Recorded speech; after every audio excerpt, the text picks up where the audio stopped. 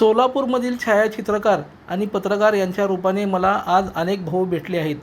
त्यांच्या मनगटावर राखी बांधताना मला भाऊ नसल्याची खंत आता वाटत नाही, कारण मला आज छायाचित्रकांच्या रूपात अनेक भाऊ भेटले असल्याचा भावनिक उद्गार सोलापूरच्या पहिल्या महिला खासदार प्रणिती शिंदे यांनी काढले आहेत. जागतिक छायाचित्रकार दिनानिमित्त सोलापूर शहर जिल्हा काँग्रेस कमिटी सी ब्लॉकचे अध्यक्ष देवाभाऊ गायकवाड यांच्या वतीने छायाचित्रकार आणि व्हिडिओग्राफर यांचा सत्कार सोहळ्याचं आयोजन करण्यात आलं होतं. यावेळी खासदार शिंदे बोलत होत्या. या सोहळ्यात खासदार प्रणिती शिंदे यांच्या हस्ते छायाचित्रकार आणि व्हिडिओग्राफर यांचा सन्मान करण्यात आला.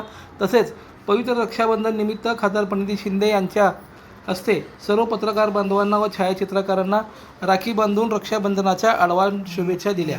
यावेळी श्रमिक पत्रकार संघाचे अध्यक्ष विक्रम खेलबुडे, फोटोग्राफ असोसिएशनचे अध्यक्ष संदीप वाडेकर, ज्येष्ठ पत्रकार कृष्णकांत चव्हाण, तिरुपती परकीपंडला, महिला शहराध्यक्ष प्रमिला तुपलवंडे, सेवादल अध्यक्ष भीमाशंकर टेकाळे, कुणाल गायकवाड, शिवशंकर अंजनाळकर, संजय गायकवाड, गणेश डोंगरे, युवराज जाधव, गणेश नंदुरकर, माऊली जाधव, मुमताज शेख, विजयलक्ष्मी झाकणे, ॲडव्होकेट करीमुन्निसा बागवान, अरुणा वर्मा, मुमताज तांबोळी, अनिता भालेराव, ज्योती गायकवाड, सागर ओबाळे, अनिल मस्के, सुभाष वाघमारे यांच्यासह दैनिकांचे छायाचित्रकार, व्हिडिओग्राफर मोठ्या संख्येने उपस्थित होते.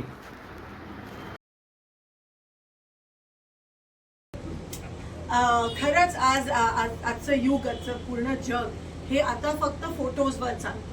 आपण बघितलं परवाचा जो जंतर मंतरचा प्रोटेस्ट होता, तो 80% सोशल मीडियावर फोटोजच्या माध्यमातूनच गाजला. मुलींनी बॅनर्स पकडले, मुलांनी बॅनर्स पकडले, पोलिसांकडून झालेला अत्याचार हा पण फोटोजच्या माध्यमातून गाजला. मग ते पॅलेट गन असतील, लाठीचार्ज असेल, त्या ठिकाणी वॉटर कॅनन असेल, हे सगळं फोटोच्या माध्यमातून. म्हणून तुमचा रोल आधीपासून महत्वाचा होताच, पण तो अधिक या ठिकाणी महत्वाचा झालाय. आणि न्यूज कधी कधी खोटी दाखवू शकतो, पण फोटो म्हणून ती डबल जबाबदारी तुमच्यावर असते.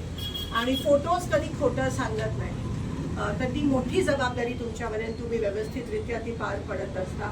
आपलं नातं हे जुनं आहे, पण खरंच तुम्हाला सगळ्यांना मनापासून शुभेच्छा. मी दरवेळेस म्हणते की तुम्ही तुमचं स्वतःचं आयुष्य हे रिस्कमध्ये टाकता.